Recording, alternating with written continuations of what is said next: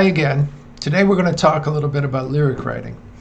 And today I'm going to, because this is a song specifically for a Christian audience, and it's actually written to God, so it's more of a praise and worship song than anything. We're going to look at, first of all, the form in which the lyrics are laid out, because they're laid out according to the different sections, and we haven't talked about this even in the melody structure yet. The verse 1 here is laid out first, as you can see, and then there's a chorus, and then there's a second verse, and then there's a bridge. And the bridge is sort of a time where you're kind of taken away from the song.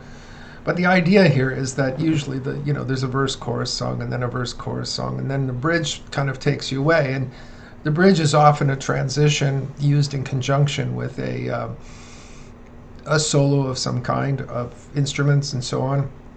It's to give people a break in the normal melody, and then it returns to either just simply the chorus or perhaps even a third verse. Not in this song.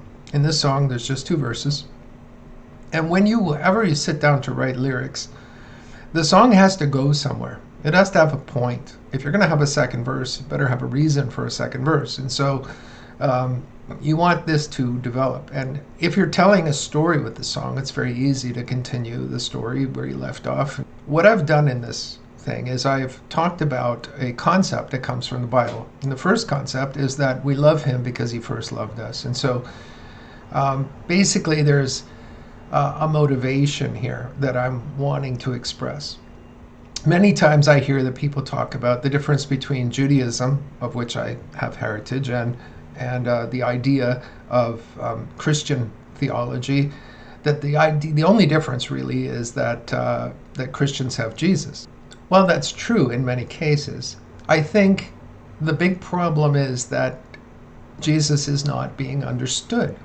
When the Jew thinks of just adding Jesus, they're thinking of adding just a person in history. The rabbi that we follow versus the rabbi that they follow is just a different idea, and that we're both kind of connected to the same God, and yet the idea that Jesus would be God is actually blasphemous to the Jew. They think, oh, that's a terrible idea. God could never be a man. And so when Jews and Christians sit and talk about the idea that the only thing different is Jesus between their two underlying core values and the morals and all of that, that's true. I mean, God is God and his character is his character, and all of those things that the Jews hold to be God's character, we hold to be God's character.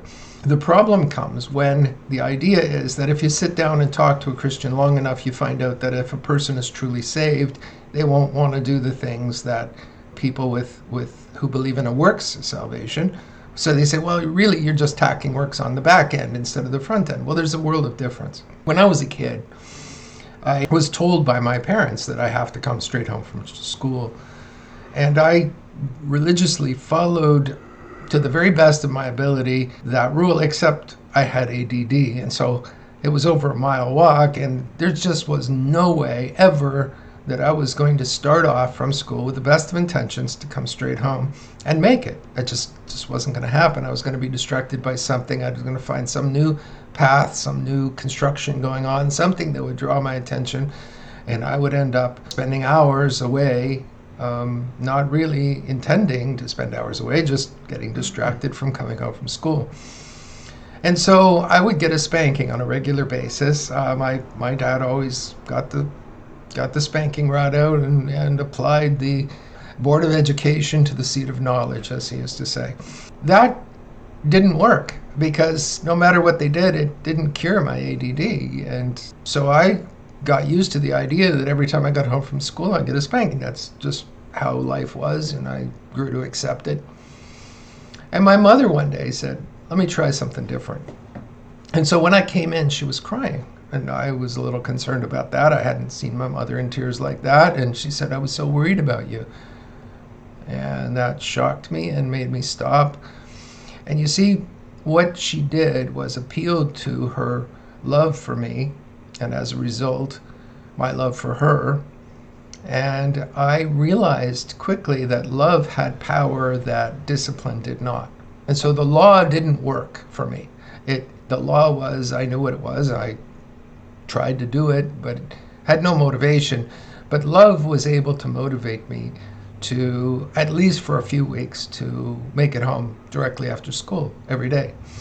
And so I saw the power that love brings to the situation. So love changed everything in that situation. And I would suggest that love changes everything in relationship to God. We were given the law through Moses, and the second verse goes back into that because we suddenly discover a new reason for law. When you realize that by keeping the law, you are actually pleasing one that you love, it's a whole different story than I'm keeping the law out of obligation. Because if I don't, then the consequences are going to be whatever the consequences are, spanking or eternity somewhere you don't want to be. But I saw right away, quick, that love was able to motivate me. So in this song, what I wanted to do is I wanted to take you from the real excitement of this beginning wonderful relationship that love begins, and it walks you backwards into the law, because it does. It says that I want to keep the things that I know please God because of love, not because of the law itself and penalties applied. And so that's what the development of this song is about. And every song has to have a development. It has to have a point. And so in the Bible commands the people to celebrate a festival of tabernacles called Sukkot in Hebrew. And during this time, it concludes with something called Simchat Torah, the celebration of Torah. And the idea is that we're going to start over again and study the law through the following year, but it's on that day that we begin again. And so we go through Sukkot, and Sukkot is a time of joy. It's a time that follows closely after Yom Kippur, which is Day of Atonement, or it's also a day of judgment. And so you're either atoned for or you're judged, one or the other. And judgment means death, and atonement means life. And there's a different end result from that. But the idea is, okay, we start on Rosh Hashanah, Yom Teruah, if you're looking at the biblical definition, and you're seeing, okay, we start with a trumpet blast. And so then we go into this 10 days of consideration. And then after that, we are dealt with before the throne of God. We deal with Yom Kippur. And then following that, within a few days, comes Sukkot. And so there's this great celebration.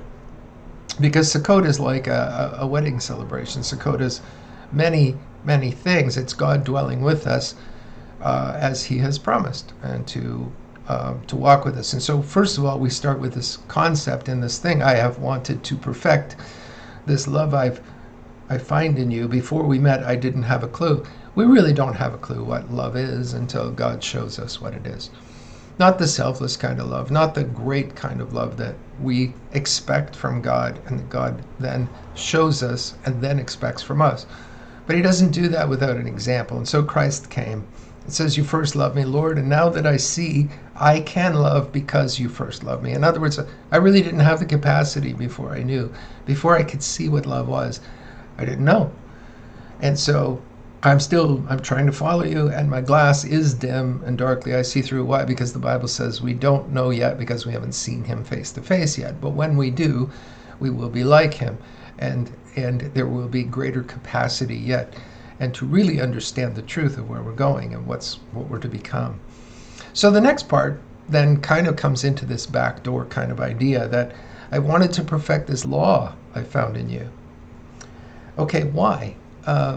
Again, it's because when we know what is good and we want to do good things because that's the nature of God that we follow, the desire brings the power.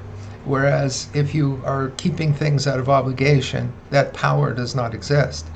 And so there is a fundamental difference that's deeper than simply, well, you put works in the back door. It's like all your works have to be there and so on, because they don't have to be there. We point to the thief on the cross as the ultimate example of what we're talking about here, is that God's forgiveness comes because of what He did, not because of what we did. And so it's not that the thief on the cross lived a long time to go and commit lots of other sins, and that if he had, that God would have overlooked them. That's not the point at all. The point is that he was able to come in a complete faith and be completely forgiven because of what God did, not because of what he did. So works is a definite, non-existent part of our faith. We don't believe that works do anything for us, but we see works as a natural result of a love relationship. We can prove to ourselves and to those who are looking at us all over through the world, whether or not we are followers or not, by how we act. And there are times when we are terrible at that. There are times when we actually stick out our stubborn lips and say, God, I'm not interested in your way, and we go our own way. And God faithfully brings us back and loves us back into that relationship where we say, I'm so sorry, I didn't want to do that. And I was stupid, and I went away. And so you have David doing things like, committing adultery and having the woman's husband murdered so that he won't find out that she got pregnant. It's like, that is a pretty bad thing, and yet David's heart was toward God. And as soon as Nathan confronted him and said, you're actually doing the wrong thing, he went, and his heart was just broken over his own actions. And he said, I've done terribly wrong, and you're God, you have the right to call right and wrong, and I need to listen. And so that's what this second verse is about, is the fact that the law is a way for us to illustrate the love back to God. And so we see that in its proper relationship to our faith. So then finally we get to the bridge, okay? And so what are we doing? We're going back to David again, and we're talking directly out of something called David's Hoshanot. Now, what is Hoshanot? What is that? Well, it's a prayer for guidance, and it's prayed according to every letter of the Hebrew alphabet. And so if you read the Psalms that we read all through Sukkot, which are the Hallel Psalms, that's Psalm 113 through 118, we see that there's this great progression of praise in these hymns. We see them useful at Passover, we see them useful at Sukkot. And what's amazing is that immediately after these Psalms of praise comes Psalm 119. And if you look at Psalm 119, it's uniquely divided. It's uniquely divided by every single consonant in the Hebrew alphabet. 22 letters and 22 prayers for guidance. And what do they all involve? They all involve things like precepts and commandments and laws and all of that. And so as David looks for guidance from God, he is looking through the lens of the law. And that's perfectly appropriate. And so that's what the bridge deals with. It says, okay, we're going to reflect on the same things that David reflected in all of Psalm 119 about. And so this comes into the song. So there's lots of intricacies to the lyric development in this case. And I want you to see it because lyric writing is a very important aspect of your song development.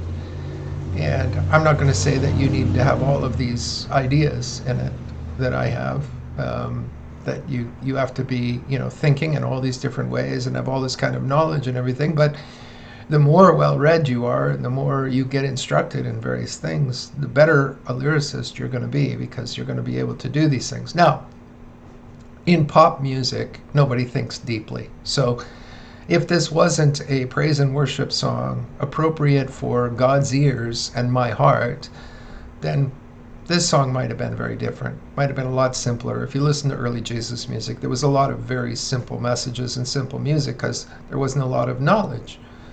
But there was a lot of heart, and there was a lot of real good intent. And so we see the development of it, and then you finally see people with, interesting theological positions start to write some very incredible lyrics in some of the Jesus music. And again, if you saw the film Jesus Music recently, it's a honest look at people who are flawed, at people who don't always keep the law and yet have a heart towards God and what he wants to say. So anyway, that's pretty much the whole story on the lyric, and we're going to get into, with the very next video, we're going to get into hearing the whole thing as a masterpiece, coming into the studio and fixing it up the way it is. We're going to put the lyrics on that video again so that you can be simply reminded, and that'll be that. Okay, love you. We'll see you later. Bye.